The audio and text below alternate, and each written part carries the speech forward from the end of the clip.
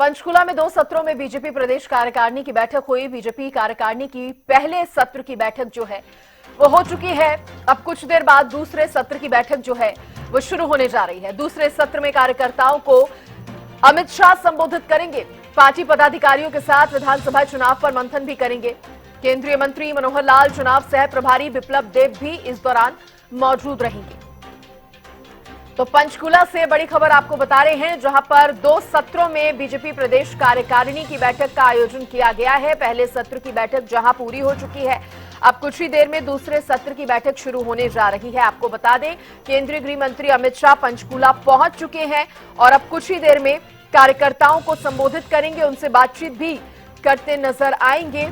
फिलहाल ये बड़ी जानकारी आपको दे दें कि विधानसभा चुनाव को लेकर ये बड़ा कार्यक्रम जो है वो माना जा रहा है, जहां पार्टी पदाधिकारियों के साथ विधानसभा चुनाव पर मंथन होना है।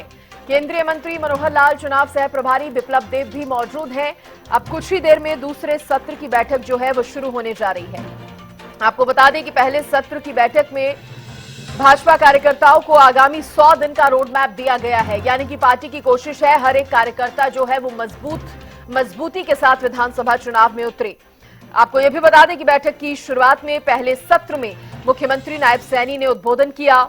इस मौके पर मुख्यमंत्री ने कहा कि प्रदेश में तीसरी बार भाजपा की सरकार बनने जा रही है।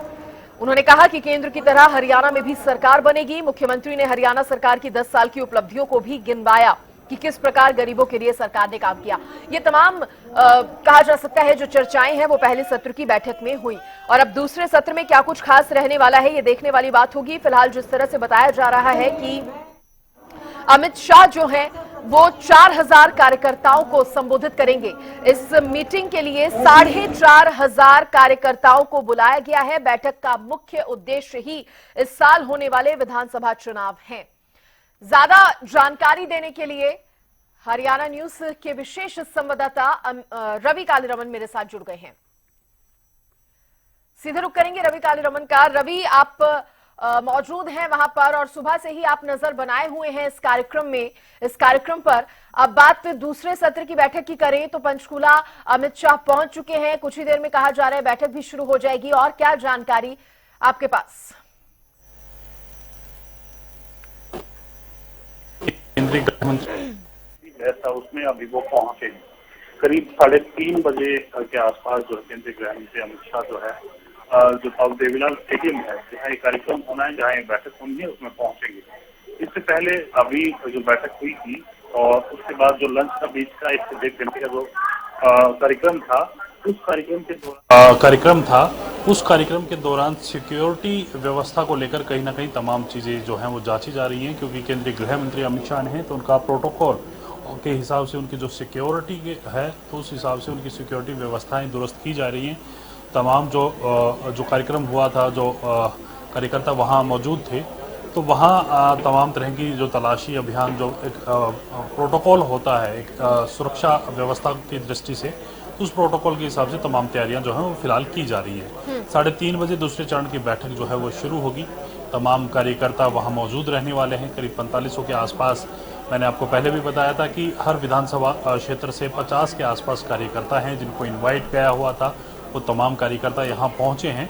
तो कहीं ना कहीं विधानसभा चुनाव को लेकर एक बैठकें दोनों ही हैं और दोनों ही बैठकों में तमाम तरह की दिशा निर्देश केंद्रीय गृह मंत्री अमित शाह अब दूसरे दौर की बैठक शुरू होगी उसमें देते हुए नजर आएंगे। सुबह की अगर बैठक की बात की जाए तो हरियाणा के मुख्यमंत्री नायब सैनी, पूर्व मुख्यमंत्री मनोहर लाल, केंद्रीय मंत्री और जो चुनाव प्रभारी भी हैं धर्मेंद्र प्रधान, इसके साथ साथ हरियाणा के तमाम जो कैबिनेट मिनिस्टर्स हैं वो भी यहाँ मौजूद थे। तो कहीं ना कहीं फोकस जो इस बैठक का है वो कहीं ना कहीं विधानसभा चुनाव पर है और विधानसभा चुनाव में किस प्रकार से जाना है उसको लेकर कहीं ना कहीं रणनीति जो है इन दोनों बैठकों में बनाई गई।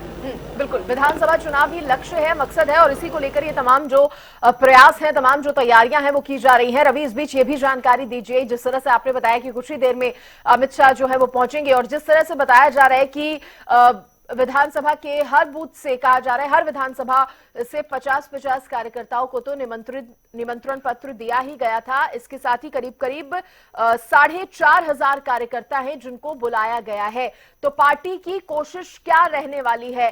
क्या लोकसभा चुनाव के नतीजों से भी सबक लेते हुए पार्टी अपनी तैयारियों को और अलग या यूं कहे और बेहतर तरीके से करना चाहती है?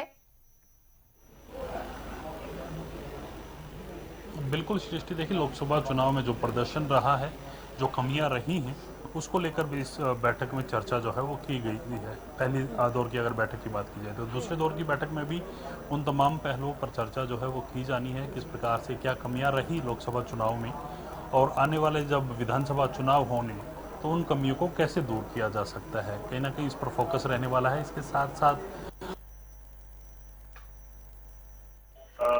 जब इस प्रकार का रिजल्ट आपकी अपेक्षाओं के हिसाब से नहीं आता तो कहीं ना कहीं मनोबल गिरता है। तो उस मनोबल को बूस्ट करने के लिए केंद्रीय गृह मंत्री यहाँ पहुंच रहे हैं। तमाम तरह के जो प्लान्स हैं इस प्रकार से बीजेपी को आगे बढ़ना है, वो प्लान कार्यकर्ताओं के साथ साझा करेंगे। कार्यकर्ता उस हिसाब से फील्ड में एक्टिव होंगे, फील्ड में काम करेंगे, लोगों के बीच जाएंगे। केंद्र सरकार की जो योजनाएं रही हैं पिछले 10 साल की उसके बारे में तो अवगत कराएंगे ही। साथ साथ हरियाणा सरकार ने हरियाणा के जो लोग हैं, हरियाणा जो वासी हैं, उनके लिए किस हिसाब से काम किया है। इसके साथ साथ मैं आपको बताना चाहूंगा पूर्व की सरकारों में और भारतीय जनता पार्टी के 10 साल की कार्यकाल की सरकार में क्या डिफरेंसेस से काम की, किस प्रकार से उनके समय में काम हुए हैं, क्या काम यहाँ अच्छे हुए हैं। तो वो डिफरेंस अपने कार्यकर्ताओं को यहाँ बताते हुए नजर आएंगे। आंकड़ों के हिसाब से तमाम कार्यकर्ता लोगों के बीच जाने का प्रयास करेंगे, लोगों को समझाने का प्रयास करेंगे ताकि विधानसभा चुनाव जब नजदीक हों, यानी कि 3 महीने का समय तो बचा ही है, लेकिन जब बिगुल बच जाएगा, जब आचार संहिता लागू हो जाएगी तो उस प्रकार उस समय जब तमाम जो नेता हैं, जो प्रत्याशी हैं, वो फील्ड में जाएं तो उनको ज्यादा समझाने की जरूरत ना पड़े। वो तमाम चीजें पहले ही लोगों के जहन में हो कि इस प्रकार से पूर्व की सरकारों ने काम किया था और किस प्रकार से मौजूदा सरकार ने काम किया है। तो कहीं ना कहीं तमाम व्यवस्थाएं बनाई जानी है, तमाम कार्यकर्ताओं को मोटिवेट करना है, एक्टिव करना है, तो पर फील्ड में काम करने के लिए। शुक्रिया रवि, जानकारी देने के लिए। आगे भी नजर आप बनाए रखिएगा। अब कुछ ही देर में क्योंकि दूसरे सत्र की भी बैठक जो है वो होने जा रही है, देखने वाली बात होगी उसमें क्या कुछ खास रहता है।